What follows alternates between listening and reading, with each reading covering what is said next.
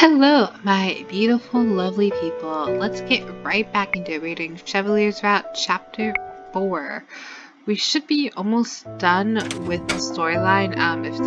If it's as long as Claude's, which Claude's was about 5 chapters. So, I'm excited. Are you excited? We're almost over with this. Kind of hoping this ends with a proposal. Which I'm assuming that they're either all gonna end with a proposal or marriage. But yeah, let's go ahead and get right into it. Thank God the council meeting is over. I'm relieved to be back in my quiet room after listening to the counselors argue again about taxes for hours. Finally, I can hear myself think. I looked down at my scarf for Chevalier, which, after about a week's worth of work, is almost done. I should be able to finish it today. I see myself at the desk and begin working. My mind wanders in silence, my thoughts turning to Chevalier. Though a week has passed since he started seeing patients, I can tell he is stressed. One night when he again fell asleep on my desk, I heard him mumbling in his sleep. I could tell he was having an old nightmare, one in which he kills a witch. It should be a tongue twister. One in which he kills a witch with a serpent smile and loses one of his dearest friends. I know it's the same dream because he always whispers the same words. I'm sorry I couldn't save you, Lady Parfait. I become so lost I prick my finger. The pain brings me back to reality. I need to focus. I turn my attention back to the scarf, but the minute I resume sewing, a knock sounds at my door. Princess Lucette? You may come in. Fitzgerald. Fritz! Oh my gosh, I think this is the first time I've seen him. And, yes, everyone got a glow up. It's nice, it's cute. Fitzgerald Aiden Liberton slipped into my room with a pleasant smile fixed to his face. Fritz. 2 years ago, I thought he disappeared forever, destroyed by a villainous witch. But turns out he managed to escape the kingdom during the turbulent time. His memories are fragmented, but we've been able to piece together that Mithras cursed him. And that man named Varg was actually Fritz's cursed form. Father was wary and removed Fritz from his post as my personal guard, but I was at least able to save his job as a knight. Good morning, Princess. He bows. Good morning, Fritz. He eyes the fabric on my desk. I had no idea you made scarves, Princess. I don't usually... Wait, what did you just say? That I didn't know you made scarves? I laugh before I can help it. Fritz looks at me startled. He thinks it looks like a scarf. Perhaps I'm not so terrible as I thought. Princess? It's nothing, Fritz. Thank you. Fritz smiles quizzically before awkwardly shuffling on his feet. I can tell by the nervous motion that he has something to say. Did you come to deliver a message? Actually, yes. I came by to let you know that the Border Scouts saw a Burgundian carriage arriving this morning. Prince Claude and Prince Lance were in it. They'll arrive at the palace this afternoon. Ooh. His Majesty tells me the visit is, quite spontaneous. How very like Claude to show up unexpectedly and dramatically. Ever since Angela and Burgundy have formed a more dedicated alliance, Claude and his brother have been visiting more often, and usually without prior notice. I've just received the news, so I'm on my way to help organize security. I appreciate you notifying me beforehand. Thank you, Fritz. Fritz ducks into a bow, then pauses. Oh, one more thing. I met Princess Emmeline in the hall. She asked me to tell you to meet her in the dining room. What for? Fritz shakes his head. I don't know. All I know is she and the Queen are waiting for you. Ophelia as well. It's rare for her to call on me. I will go meet them. Thank you, Fritz. Fritz just turned toward the door when it occurs to me to ask a question. One I've been meaning to ask for a long time. Fritz, have you been enjoying your job? It's not my fault Fritz is demoted, and yet I feel responsible that I could not save him from Mithras all those years ago. Fritz glances over his shoulders with a gentle smile. You don't have to worry, Princess. Even if I can't personally serve you anymore, I get to keep protecting people, and protecting is what I do best. Despite a smile, there's a melancholy in Fritz's eyes that makes my heart ache. I hope he does not blame himself for what happened years ago. Take care, Princess. I sit in silence after he leaves, my mind foggy with memories of the past. I think about Chevalier and his nightmares, about the blood he must remember on his hands. I think about Fritz and the terrible witch who cursed him. And I think about Mother, who I was meant to revive. feed off negativity and chaos. Love serves us no power. You will see that in time. Mother, I wish we could have seen eye to eye. I wish I could have saved you from yourself before you were lost to me forever. I rise to my feet. I was going to finish the scarf, but I have no time if I'm to attend my family. For now, I stuff it into a drawer for safekeeping. I wonder what Emily and Ophelia want. I head for the dining hall. Servants are setting the table for tea when I enter. I'm taken aback when I see a plate of familiar lily-shaped biscuits on the surface. Oh, Lucette! Good afternoon, Lucette. Emily told me there was a new dessert in town made for you. I had to serve and pick up a batch on an errand run. Have you tried them? They're delicious. If Chef were here, he'd be wiggling his eyebrows at me. Yes, Chevalier already forced them on me. Ophelia laughs. You make it sound like a form of torture. Well, he did do it without me knowing. Ophelia and Emmeline share a look, then burst into laughter.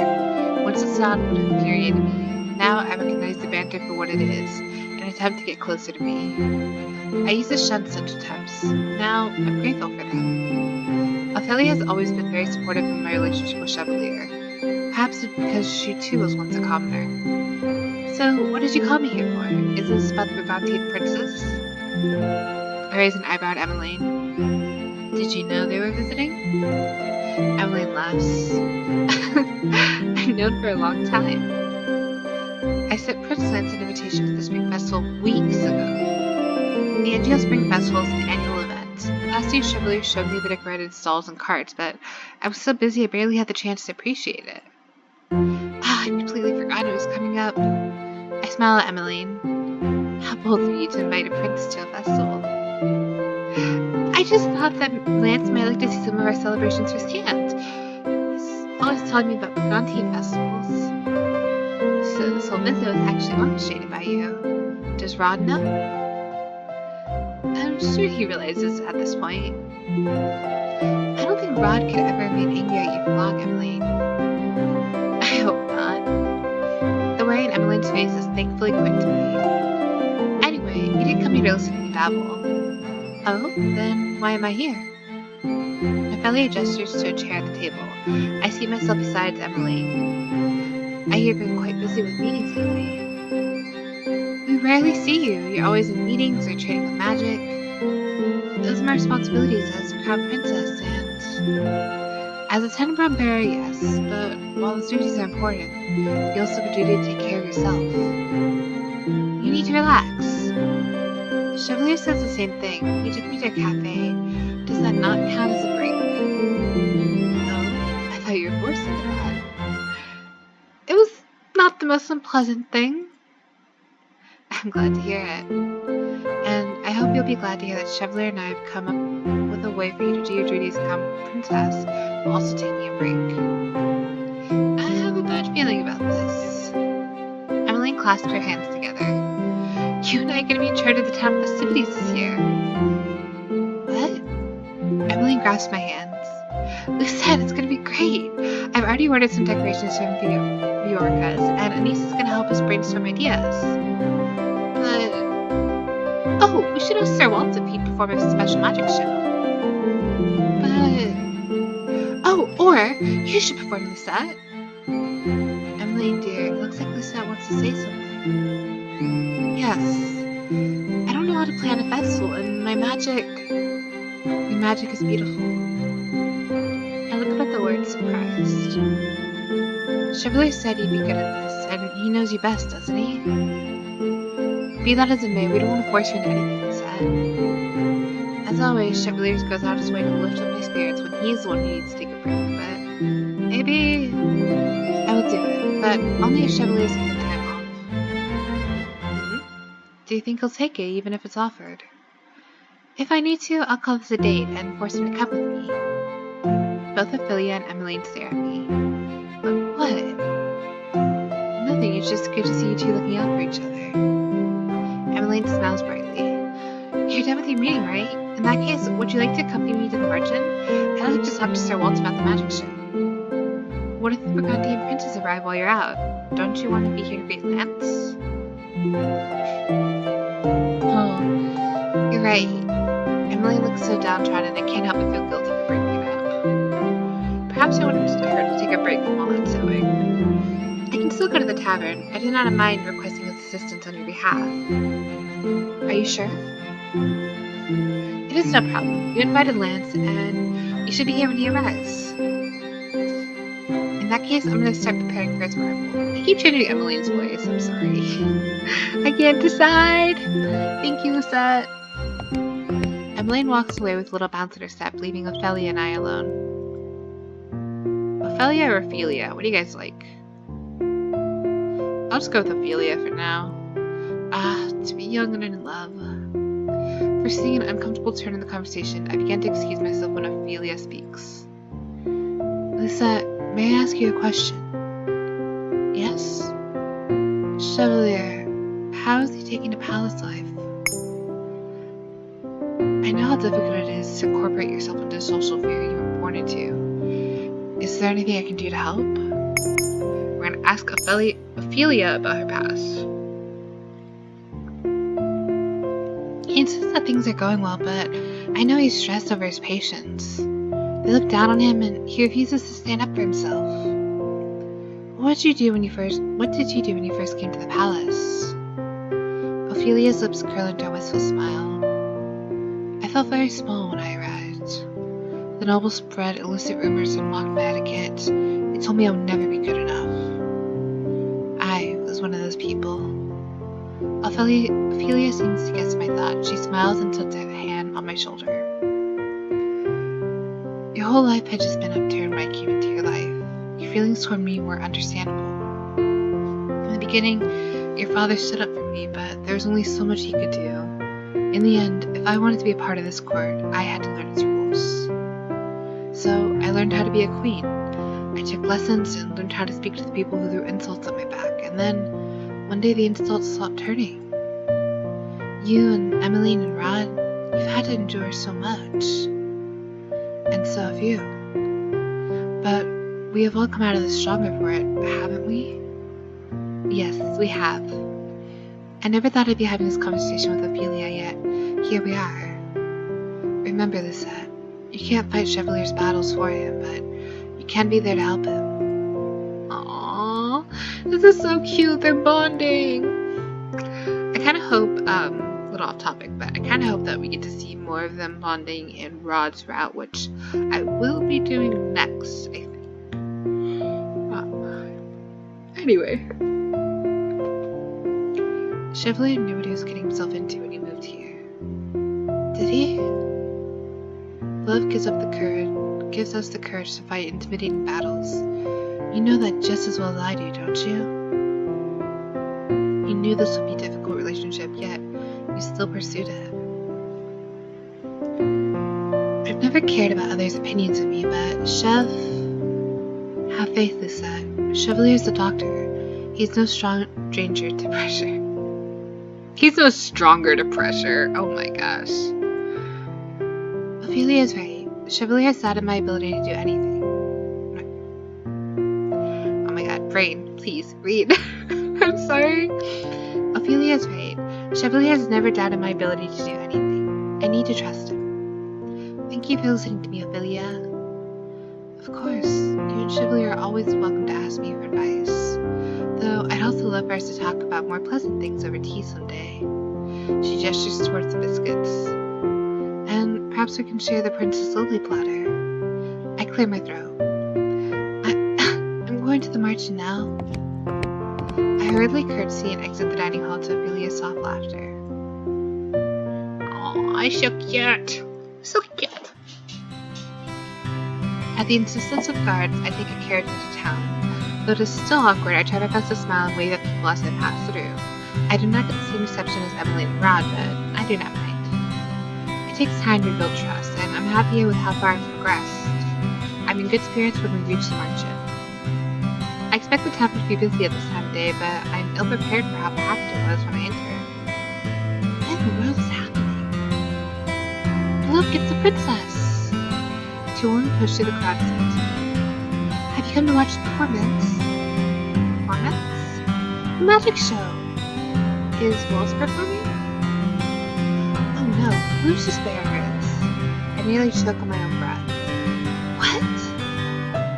You must know him, Princess Lucette. What's he like? He sounds so mysterious. And handsome. Oh no, he's just a child. They'll be very disappointed when they find out Cinna's just a grown child. After stating the woman's curiosity with a vague but apparently intriguing description, I pushed my way towards the crowd, toward the bar, where I spotted Laura. How nice of you to join us. What's going on? Well, magic. I stumbled back. Where did you? I thought you were in the palace. How are you here? Chevalier wriggles his fingers and speaks in a whisper. Magic. You wish you could do magic, Casanova. Dolores sighs. He just dropped by after doing a medicine supply run at his. Lady Dolores, must you dampen the intrigue with the truth? I figured that for once the princess will want a straight answer. Anyway, you got here just in time. For what? I turned to stand at the box to walk to the back. Good day, everyone. My name is Walt, and I'm here to introduce you to another performer who's here to spread some happiness and magic. Everyone, please welcome Lucius bearer, Sinna. When Sinna slides out of the crowd, there are gasps and murmurs. Hello, citizens of Agiel. My name is Sinna. It is a pleasure to make your acquaintance. Sinna claps his hands, his fingers begin to glow, and then miniature magic-induced fireworks pop above his head, creating a halo of colors. Ooh. And a pleasure to entertain you today. The audience applauds as he push the join. He's so cheerful. Dolores smirks. Cinna's a grump at heart, but I think he's seeking advice and letting himself open up to Lucius. Cinna weaves his fingers through the air, creating flowers that rain down from the ceiling. While the audience cheers, I reach out to brush the petals off my head. I stop when Chevalier gently sets his fingers on my wrist. You look beautiful, Lucette. There's a soft wonder in his eyes that brings a smile to my face. What, with petals on my head? You wear them like a crown. The compliment is so sincere that it makes my heart flutter. I love Chevalier's dramatics, but more than that, I love when he speaks to me like this, like the only people in the room. Oh, you have a crown of flowers on your head too. Are you also royalty? Chevalier smiles, wavers slightly. I lace my fingers through his. That's what you want, Chev. I have no doubt you'll grow to that title. Title? Whatever title you like. Lord, nobleman. I bite my lip before I can say the word king. I spoke with Ophelia today. The story about how she became queen is inspiring. Chevalier's eyes are twinkling. I wish I could have been there to hear it. Well, we both left an open invitation to tea, so I'm sure she'd be happy to share the tale again. I would enjoy that very much. Chevalier squeezes my hand. Be honest with me, Chev. Is everything okay? I think I have an idea of how to make things better. An idea? Yes, Princess Lucette. I startle. Man, Sinna is the biggest cock block, am I right? Or left block? Not sure what we're gonna call that. I startle and Sinna clear all of my name. Crowd parts so I can see him. I knew you'd be here. Care to show the audience what the Tenenbaum bear can do? Or are you afraid I'll upset you too? I bristle at the taunt. Everyone in the tent is looking at me expectantly. Oh, that sounds like a challenge. I slide my fingers at a Chevalier's and turn to Sinna. I can outperform you any day. Talk is cheap. Show us what you can do.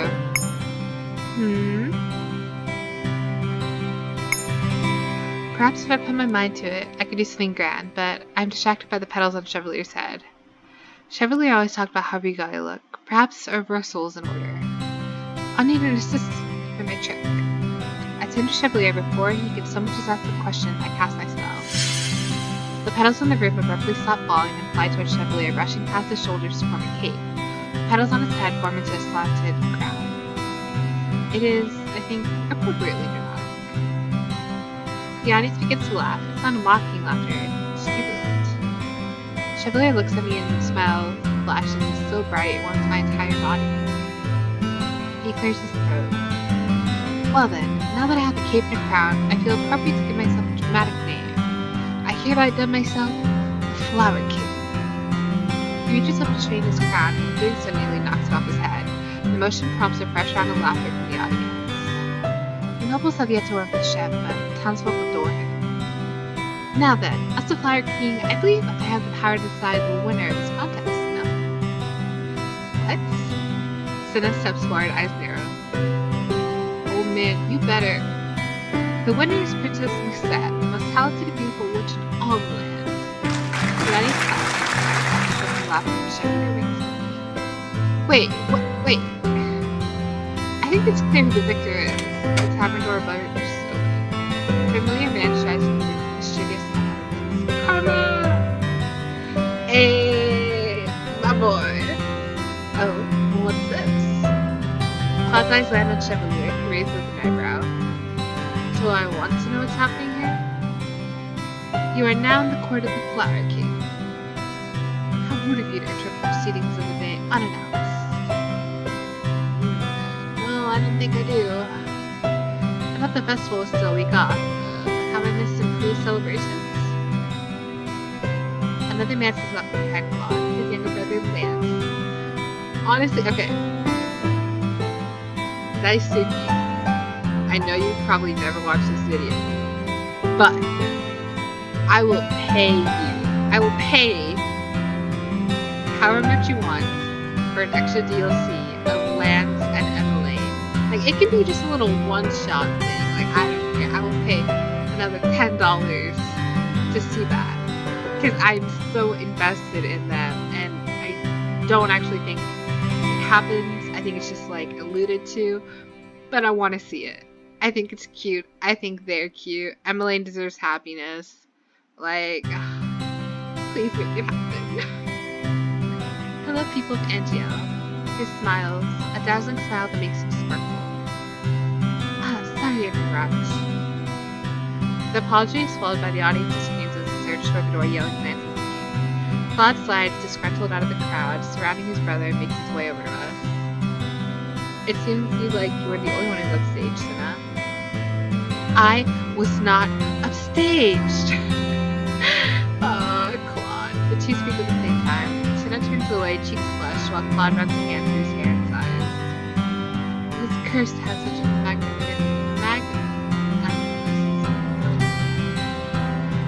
but at least you have us as friends. Claude shrugs discontentedly at that. What are you doing here? My family's expecting you at the palace.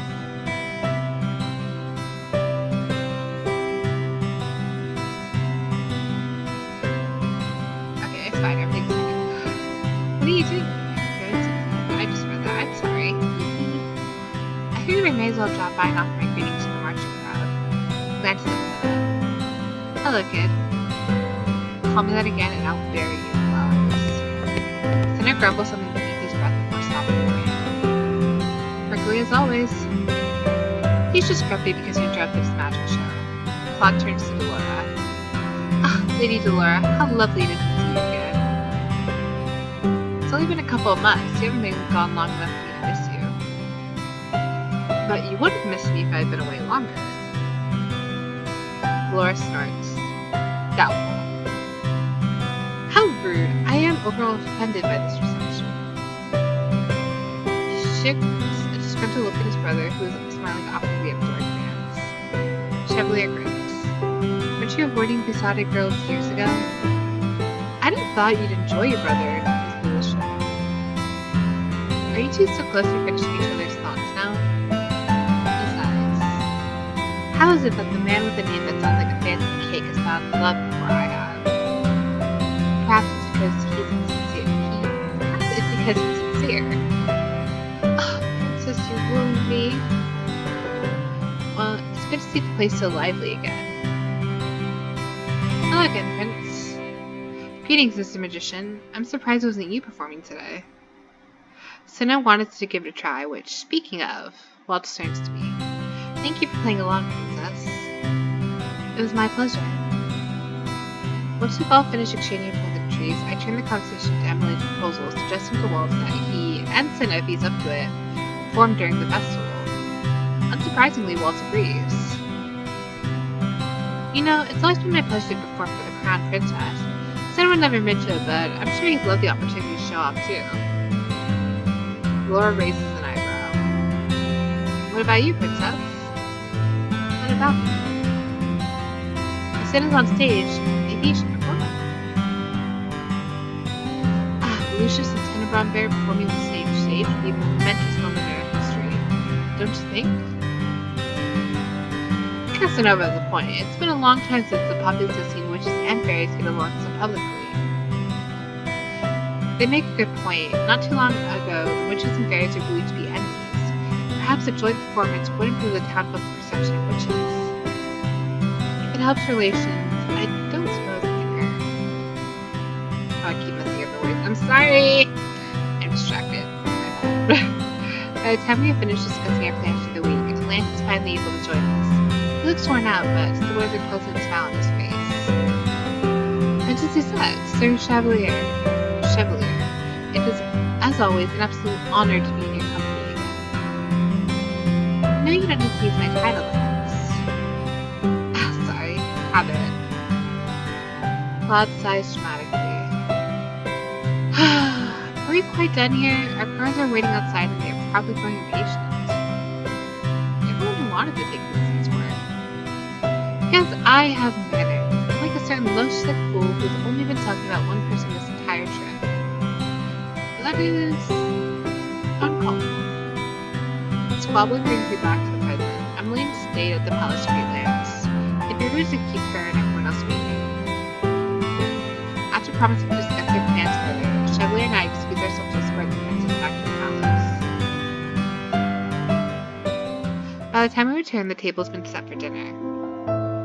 Ophelia and Father are both pleasant and conversational. I'm so sorry. Emmeline and Rod. Rod is like a storm cloud and keeps casting sharp looks at Lance, who's beginning to look distinctly uncomfortable.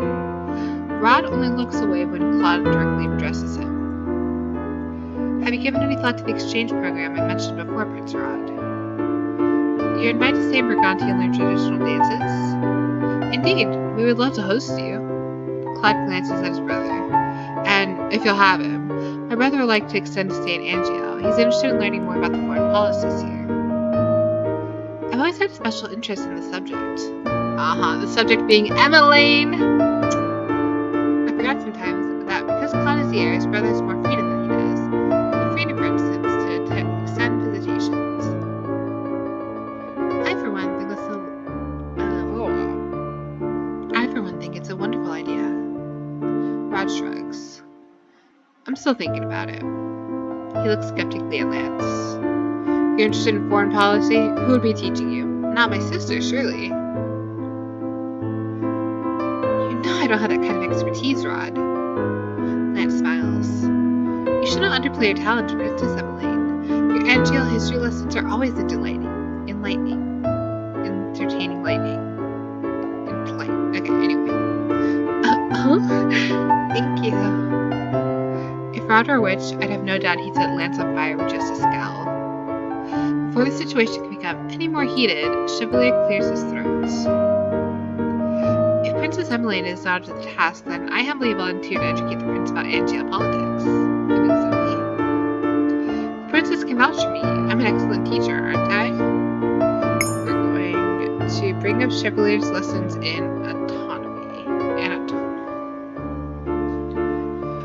Chevalier's taught me everything I know about medicine and the human body. He's very good at explaining even complicated things. Chevalier looks taken aback. Well, you were an excellent student, Lucette.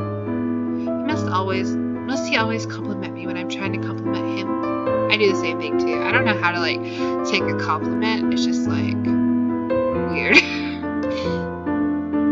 Politics and medicine are hardly related.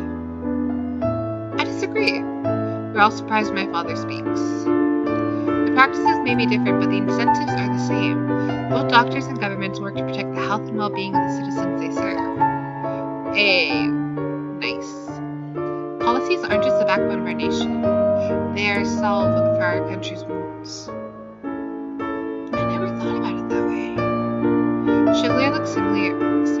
frankly awed. I do not miss the gratitude in his eyes. I hope he sees that Father values his opinion and experience. Your Majesty, Father chuckles. I can't speak for his other lessons, but Chevalier and I have very insightful conversations about politics. It's true in the very least. Father seems to enjoy discussing politics with Chevalier over breakfast. He has said before that he believes Chevalier provides a unique, more personal perspective on such issues, having been directly impacted by them before. It would be an honor to learn from a man as well learned as you, Sir Chevalier. As it would be my honor to assist you, Your Highness. I scrape absently at my plate with my fork as the conversation continues. I expect to leave the dining hall with Chevalier once the meal is cleared, but I'm surprised when Claude requests his company. I want to talk to you about Lance's so-called instruction. Oh, how brotherly of you. Chevalier leans over to plant a kiss on my cheek. I'll be back in a bit, my sweet princess. Wait for me? I wasn't expecting it, but now I have time to finish that scarf. I have nowhere else to be, Chef. Take your time. Please, please, take your time. I nod. This will be good for him. Maybe Claude can give him some advice on how to interact with the nobles. I shall look forward to seeing your beautiful smile again, sweet Lucette. He and Claude depart, followed shortly by Emmeline and Lance. Rod remains looking moodily at his plate while Ophelia discusses the exchange program with him. With no reason to stay, I curtsy and excuse myself in the hall. I waste no time in resuming work on the scarf. For the first time in a long time, I am completely focused. The motion of the needle and thread becomes almost hypnotic, my fingers moving without any thought. The embellishments take less time than I anticipated, and before I realize it, the scarf lays finished on my desk. I run my finger over the stitches. They are nowhere near as precise as Bria's, and yet it is not bad. I lay the scarf on my lap and smile. Finally, I can give Chevalier something nice. Time passes slowly without Chevalier there. In the silence, I find myself remembering the conversation I had with Ophelia. She said the best way to help Chevalier was to support him without standing up for him. I immediately think of the scarf. Tonight might be a good night to give it to him, just to show him that I'm always thinking of him. I cannot help my sudden nerves. He wore Bria's scarf every day. What if he does not think mine is worth that? I startle so badly at the knock I almost fall off my bed. Permission to come in, my lovely princess. I take a deep breath as I fold the scarf on my lap. Come in. The door opens and Chevalier slides inside with a bright smile. Finally, I have returned. I'm just in time. 1 more hour away from you, and I would certainly... I'm so sorry. I would have certainly withered away, but... He pauses. Princess, you're stiff as a board. Are you okay? I realize how tense I am and try to force myself to relax.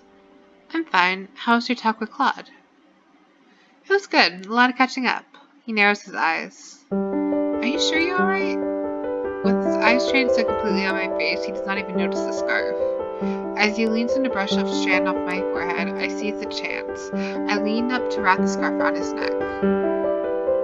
Aw, it's so cute! And it matches her dress. Chevalier freezes.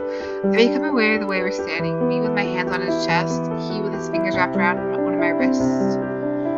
What is this? He reaches up and touches the scarf around his neck. Lucette, is this... You said you needed a new scarf. So, I made you one. You made this for me? Chevalier runs his fingers across the pattern in awe. And then he smiles. So brightly it makes me smile too. Lucette, this is the most spectacular gift I've ever received. He proclaims it so softly, so sincerely that it makes my stomach lean into my throat. There's no need for you to exaggerate. It is no exaggeration. This is stunning work. And the fact that you made it for me, he shakes his head. I will treasure it for the rest of my days. He pulls me closer and tips my chin up. I will never take this off. That would be foolish. You should take it off. It is silly, and yet the proclamation brings me so much joy I act without thinking, rising to the tips of my toes to give Chevalier a kiss. He cups my face and kisses me back, a deep kiss that makes me feel both buoyant and grounded, that makes electricity shoot through my veins down to the soles of my feet. It's a kiss that leaves me breathless. When I pull away, Chevalier has such a soft smile on his face that I can't help but kiss him again. Once, twice, 3 times on the lips. What did I do to deserve you, princess? You offered me the right amount of lily-shaped chocolates, apparently. Chevalier laughs. I hope you're prepared for me to shower you with banquets for the rest of your life, then. The minute he says the words, he freezes, suddenly looking sheepish. The rest of your life, he said. A bold promise only makes my heart soar. But Chevalier looks nervous as if he's worried he's overstepped his boundaries. That is, if you'll have me. Thank you, Chef. Chevalier's flustered. Oh my god. I'm so sorry. Chevalier's a flatterer, but that's just who he is. He's never failed to make me feel special just for being myself. No, Lisa. Thank you. He sets his hand on his scarf. For everything. With this new scarf, I'm undefeatable. More so even because I come up with a plan to get on everyone's good side here at the palace. A plan? Chevalier plops himself down on my bed. You'll see. I don't want to spoil anything just yet. I settle myself beside him, close enough I can tuck myself into his side. He wraps an arm around my shoulders and smiles. Whatever it is, I'm sure it'll work. If there's anyone who can befriend a stubborn noble, it's you. Such praise coming from the most lovable princess in all of Angio. You really will say anything to get on my good side, won't you? I shove him playfully in the shoulder. It's nothing but a light touch, but Chevalier still topples to the bed. He grins as I lean over him. Never. I only ever speak the truth. Is that so? When I attempt to kiss him on the cheek, he turns his face and my lips finds his mouth instead. Positive. His smile is coy, almost challenging. I don't bother retorting with words. Instead, he responds with another kiss. So many kisses that I soon lose count. Nothing matters but the softness of Chevalier's lips and the warmth of his embrace. Oh my god, they did the do! I don't know. I think in the end, I might be the one to fall asleep first. Tucked under Chevalier's side, my face pressed to his neck. I feel myself drifting. His scarf is wrapped around the both of us, softer and cozier than any blanket. For the first time in a long while, I fall asleep content. So cute. I think that's the end. Yeah. So we're on. If this is like Claude's, this will be the final chapter. Alright, well, thank you all for joining, and I hope you're enjoying the video so far, and I'll see you in the next one. Bye!